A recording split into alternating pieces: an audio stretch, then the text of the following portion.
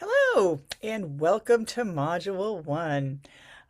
So everybody hopefully watched the introductory video, read all the rubrics, saw how everything's sort of charted out. The only things that I will remind you from that are that you should probably order, catalog it.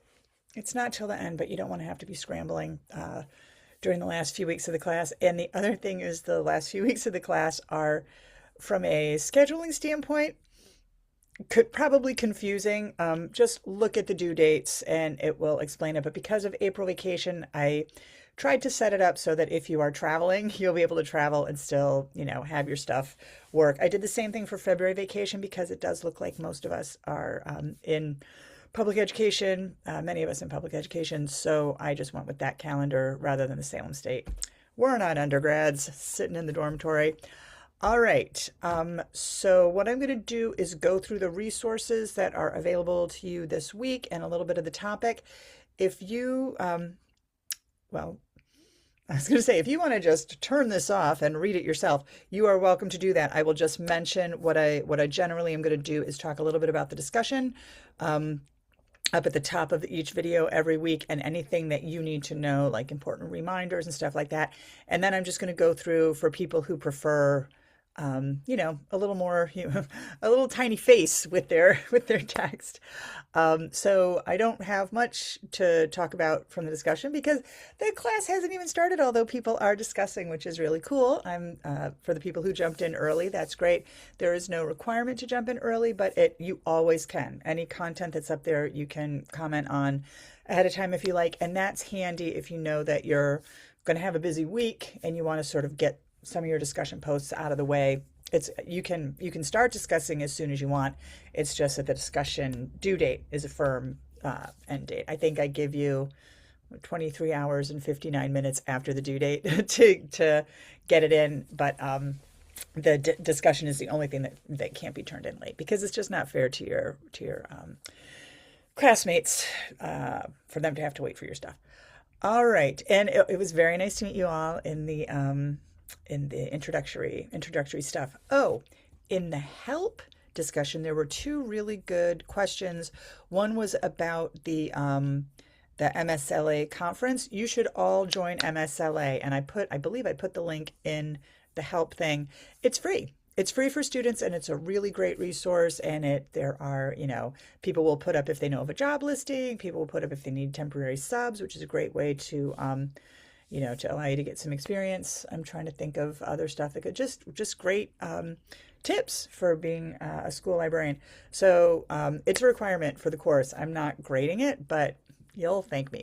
So do become a member of MSLA. And then as far as the conference, I think it's week 12 is when the conference is happening. So anyone who can go, highly urge you to go. My district has never paid for it, but hopefully yours will. If you're working as a librarian, but if you can swing it, it's terrific. It's a highlight of my year every year, which sounds super nerdy, but it's true. And if you attend, then all you do is write little recaps of what you saw, what you did, and you put that in your blog, and then in the discussion so that those who couldn't attend can see it. Anyone who can't make it to the conference, you'll have a choose your own adventure week that week, and you can choose really any topic that merges technology and libraries. I mean, run it by me, but I'm very open-minded as far as what that looks like, and you will just set your own sort of coursework for that week to dig deeper into something, and then again bring that back to the group in the discussion. All right, the other questions were about the blog and what format you should use. I really don't I don't like to put a lot of examples in the work because I do when I'm with my teenagers because they lack vision and focus sometimes because they're babies. But for you all, what's going to work for you? If you have no idea, you're in luck because there are some books and articles I think it's just books, 2 chapters in here that will help you with that. But the format of what you want to do, the only requirements are you should have an image in every post, you should have live links to things you discuss, and you should remember that this is, although the premise is that you're writing for an audience, and I think most bloggers do write for an audience. You're ultimately the most important audience member you have, because this is stuff that you're going to want to remember. When you leave, you're going to be able to go back and look at this, and it's just a record of what you learned in this class that hopefully will be helpful to you in the future. All right, if you just want to read this stuff and you don't want to stick around, so long. I'll see you next week. For those of you who like, a video and just want to hear me talk on and on, God love you. All right, so this is what we're doing this week. You're watching the video. Well done. Already accomplished. Then I want you to read Bod, Diorio, Hobbes. The transition of practice is not required, but when you read Diorio, they do mention it, and it's really cool. Well, I'll show you what it looks like. Then Olson, the Olson 10 Things query is just going to give you, sort of the context of your blog post. And then you can also look at Richardson, although he's like the granddaddy of blogging. I think it's from, I don't even have the year on here. I think it's from like 2005, maybe. Oh, maybe I put it on the thing. All right, so read graze on those resources. Then you're going to create your blog, and you're going to post the 10 things you think teachers should know about technology. You can use AI for this, but then you have to comment on whether or not you agree each one of the things. Or you could ask them for the 30 things and then choose your favorite 10. However you want to do it, but just, put in your blog like what you did. How you use. Citing AI is kind of nascent still, and I feel like it needs to be done every time. So every time you use AI, just a little notation of how you used it, just so I know it's you and what's, our eventual robot overlords. All right, then an AI image generator. They are super fun, but I did have a student last semester or last year at this time who was like, all AI art is theft. I refused to do it, and I was like, okay, feel free to not.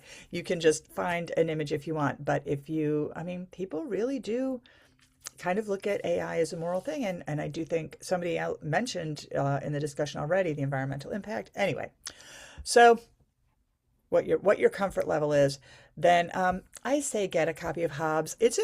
I really liked it. I thought it was valuable, but you're in graduate school. You've got enough to read.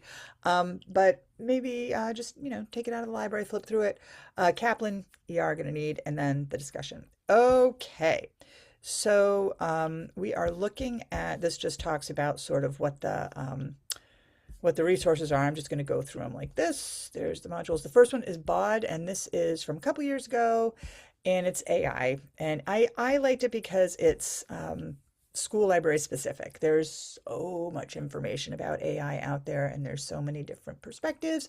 This one, he's a true believer for sure, but it's specific to school libraries, which is good for me.